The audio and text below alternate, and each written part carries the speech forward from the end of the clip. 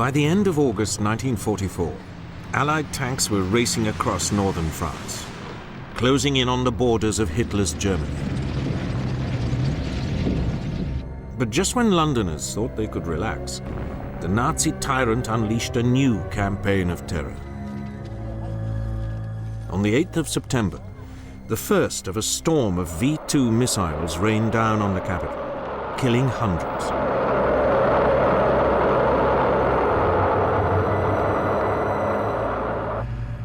The mobility of the deadly V-2 launchers meant that they were difficult to pinpoint and destroy.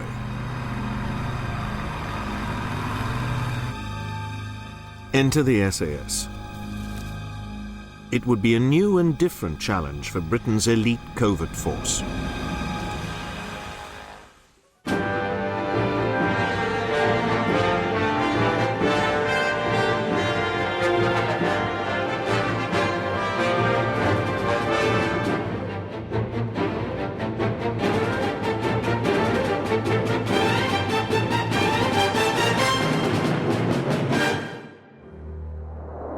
V stood for vengeance, and the V-2 was the first ballistic missile ever used in combat. Seemingly unstoppable, it was Hitler's wonder weapon. With it, he hoped to force the Allied leaders to the negotiating table. Development delays meant that the V-2 wasn't ready for action until September 1944. With the Allied breakout across France following the battle for Normandy, the missiles could not be launched from the fixed positions planned for.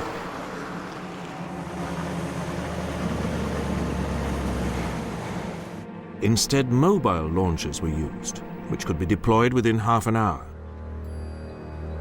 The hunt for these was uncannily like SAS operations almost 50 years later in the Iraqi desert.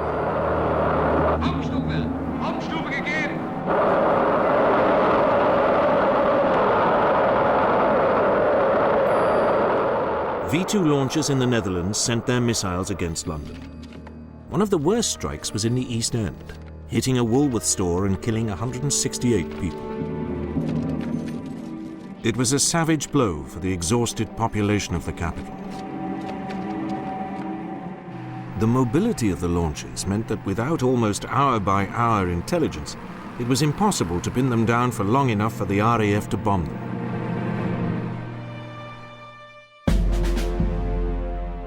What was needed was men on the ground, and for this, the British turned to the Belgian squadron of the SAS.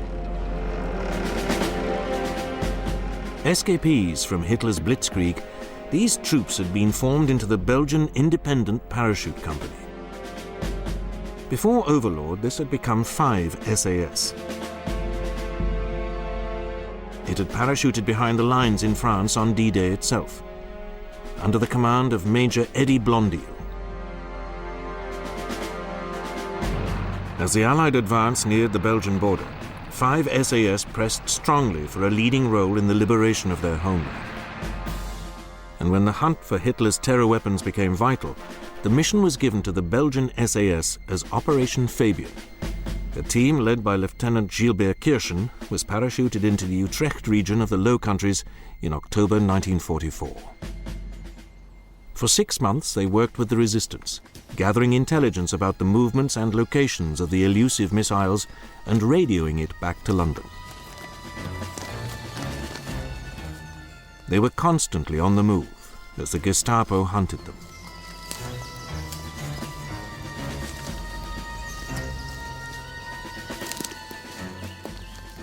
Operation Fabian was given added urgency when the V-2s started to target Belgium.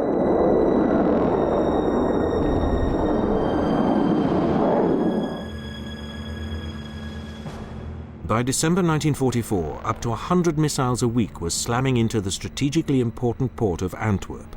A total of 924 missiles fell on the city. It was a devastating assault. In one attack alone, 561 civilians were killed and 291 wounded in a hit on a cinema.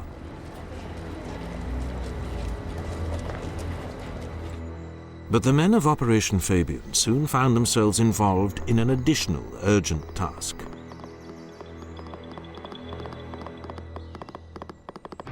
Operation Market Garden, the British attempt to end the war quickly by seizing key bridges across the Rhine in an airborne assault, began on the 17th of September. It ended in disaster, with the men of the British Airborne Division surrounded near Arnhem. Many were taken prisoner, but over 2,000 managed to evade capture. The Belgian SAS was called in to help locate as many of these as possible and to organize their escape. At first, individuals or small groups were given clothes and false documents to help them get back through the lines. But there were too many to handle, and it was decided to get them out in one go. Major Hugh Fraser of the British escape organization MI9 worked to coordinate this with the SAS. We devised the only way to get them out, which we thought would work. It had a fair chance of success. I mean, the war was still going on. We didn't know how long it would last. Very important to get these people back. And the only way we thought we'd get them out was to get them together and get them down to the river and then send over boats to bring them back. On the night of the 22nd of October, in Operation Pegasus, all the remaining British paras who had been located were guided down to the Rhine by the Dutch resistance.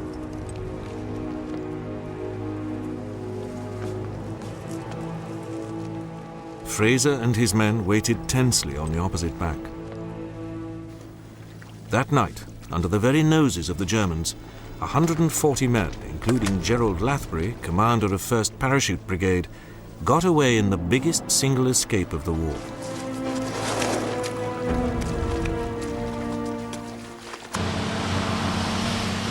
The men of Operation Fabian then returned to their main mission, tracking down Hitler's terror weapons. They were to remain behind the lines for 4 more months, while the Allied forces pushed into southern Holland and the German Rhineland. By the early spring of 1945, the Allied advance had forced the Germans to pull back the V-2 launchers out of effective range. The last V-2s fell on London in March 1945. The job of the SAS missile hunters was over. After the liberation of Brussels in September 1944, Eddie Blondeel had paraded his men for inspection in the Grand Place. It was a proud moment for the Belgian squadron. But even as Operation Fabian was going in, they and the other units of the SAS had been playing a vital role in the Allied campaign. Once the Allies were across the River Seine, they had accelerated in an extraordinarily rapid advance across northern France and Belgium. In response, the Germans poured in reinforcements by rail and road. To disrupt them, the SAS mounted a series of operations. Typical of these was Operation Wallace, a long-range penetration mission led by Major Roy Farren.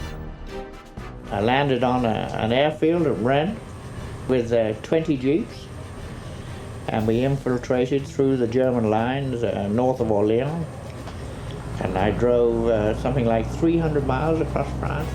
And on the way, we shot away a lot of Germans. Southeast of Paris, they established an operational base in the Forêt de Châtillon. From this, Farren's men ambushed German troops and supply convoys, inflicting heavy losses with only light casualties.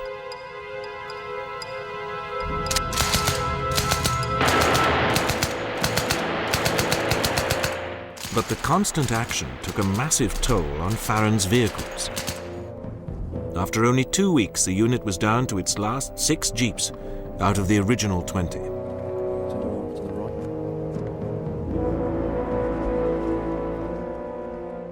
They were brought back up to strength by a drop of jeeps, parachuted in by specially modified bombers.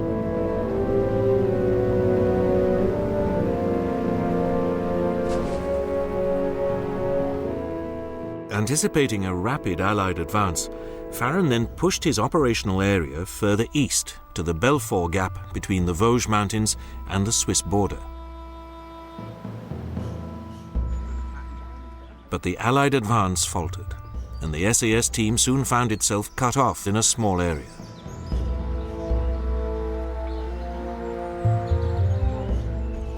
Surviving several ambushes, they managed to evade the Germans and eventually pulled out when American reconnaissance patrols reached the area.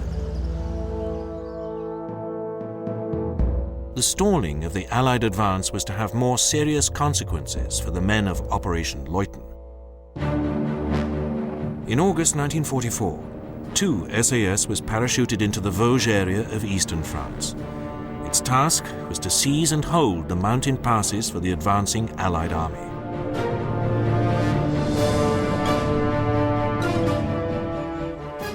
On paper, the plan was a good one.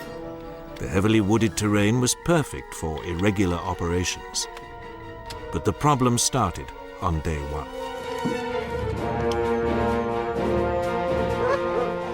The area was seething with German troops, including ruthless anti-partisan units of the Gestapo. Although most of the local population was loyal, and some took amazing risks to help the SAS, the Germans were soon on their trail. The SAS were unable to establish a base camp from which to operate, and were forced to keep on the move.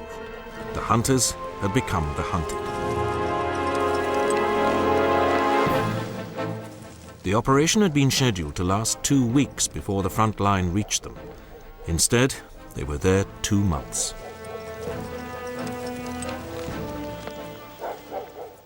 When 2 SAS pulled out in early October, only 2 men had been killed, but 31 were unaccounted for. The regiment did not know that their fate had been sealed by Hitler's direct personal order to execute all captured Special Forces troops, even if they were in uniform, in direct contravention of the rules of war. It later emerged that all of them had been tortured before being executed. It was a crime that the regiment would neither forget nor allow to pass unavenged. As the war entered its last weeks, the SAS continued with what its founder David Stirling saw as its raison d'etre: action deep behind enemy lines, this time in Italy. Back from Operation Wallace, Roy Farren planned to drop 50 men from 2 SAS between Spezia and Bologna. He went with them under strict orders not to jump. Over the drop zone, an urgent message was received. Bad news, Major Farren fallen from plane. Swiftly followed by a second. Good news, Farren wearing chute. The partisans with whom the SAS linked up looked an unruly mix of nationalists, communists, and escaped Russian prisoners of war. But they turned out to be excellent fighters. It was Farren and his team's job in Operation Tombola to mold them into a fighting battalion and lead them into action. Farren's reputation with his new troops was established when he arranged immediate supplies of weapons and equipment. As his team prepared for action, Farren, an escaped prisoner of war, again adopted the cover name Paddy McGinty, which he had used on Operation Wallace. Operation Tombola was aimed not only at interrupting German supply and communication systems, but preparing to link up with the advancing Allied Fifth Army. A typical action was a night attack on a German Army Corps headquarters at Albinea. Hoping not only to destroy the base, but capture General Hauck, the Corps commander, Farren led in a force of 100 men, including, to the partisans' delight, a bagpiper. Once initial surprise had been achieved, fire was poured into the 2 villas used for the headquarters, to the skirl of the pipes. As the ammunition ran out, Farren signaled withdrawal. The headquarters had been destroyed and 30 Germans killed, but unfortunately, General Hauck was absent that night. It was in Italy during these final weeks that a member of the SAS received the highest award given to the unit during the war. While fighting around Lake Comacchio, Major Anders Lassen gained a posthumous Victoria Cross, for single-handedly destroying 3 machine gun nests that had his men pinned down.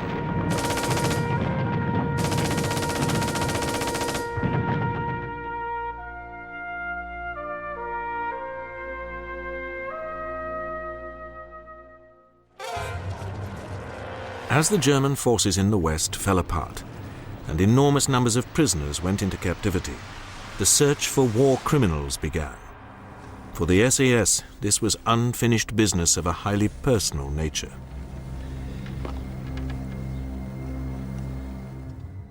Brian Franks, commanding officer of 2 SAS, had led Operation Leuthen in August 1944. Now he ordered his intelligence unit to find out what had happened to the men still missing, and to track down those responsible. Prince Jurka Galitzin, a Russian emigre at the War Office, was Frank's first contact. Their commanding officer, Brian Franks, came in to see me. In fact, he took me out to lunch, and he said, I'm going to ask you a very big favor. You see, we've got this war crimes team looking into the fate of 33 of our missing chaps. And he said, I promised the families of all these people that we would actually find out what's happened to them all.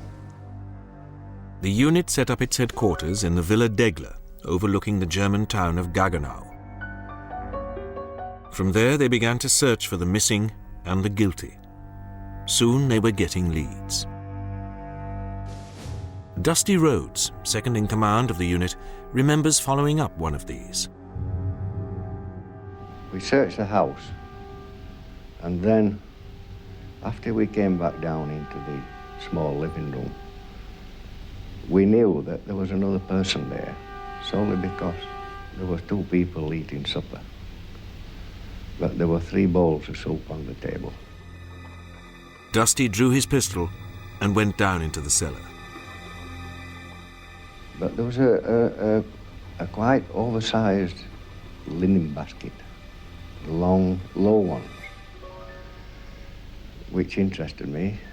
And on touching it, I recall with me, just touched it with my foot like that, and it should have moved quite easily, but it didn't. So I immediately tipped it upside down, or onto its side, and out fell Max Kester.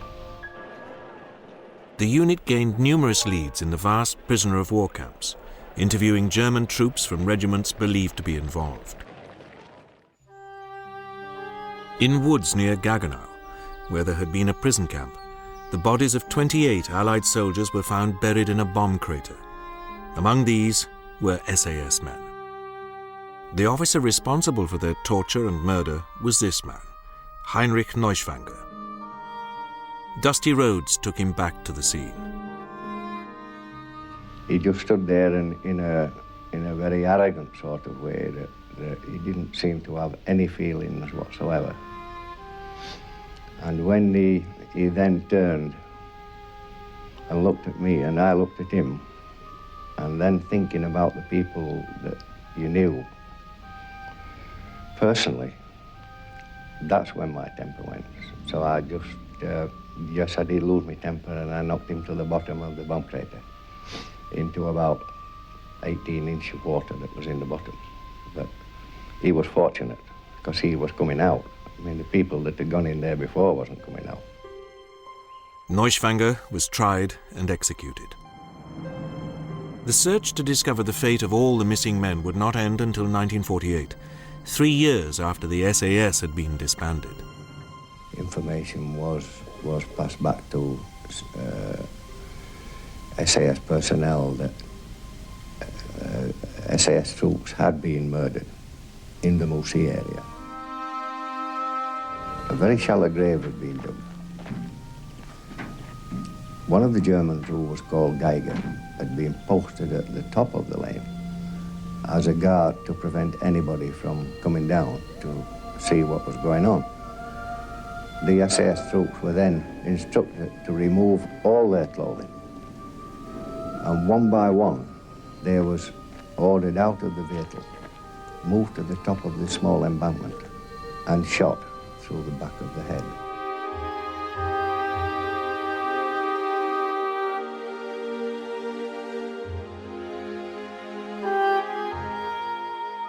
Those guilty men who were not killed escaping were handed over to the war crimes courts.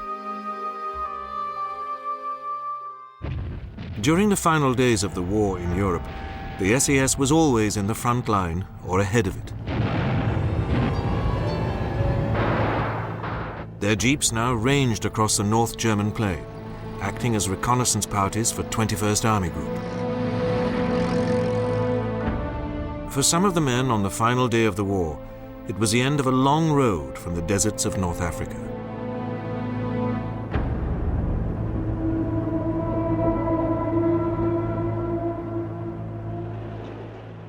Yet even as their old enemies were taken away to be processed and demobilized, a question mark hung over the future of the SAS brigade.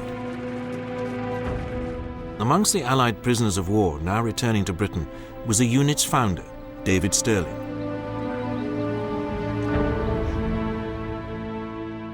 He lobbied Prime Minister Winston Churchill for the SAS to be sent to the war against Japan. But before a decision could be made, this had been brought to an end.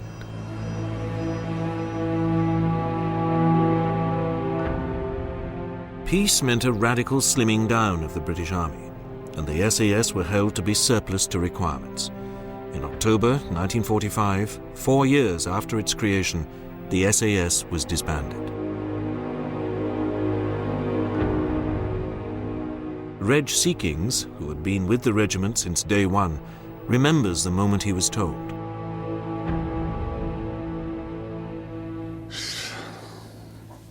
Well, I think you can say more or less it's like the bottom dropping out of the world.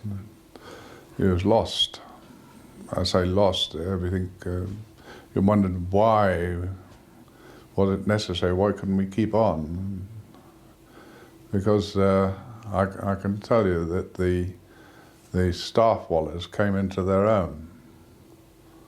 I asked for a favour and I was told, your day is over.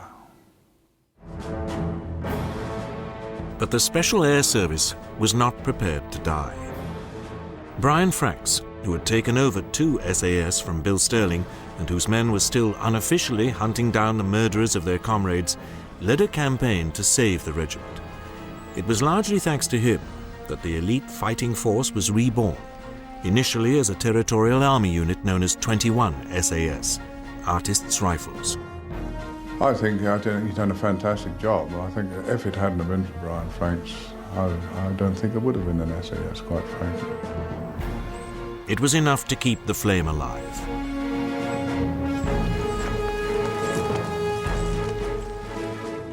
When the call came again, the SAS was ready.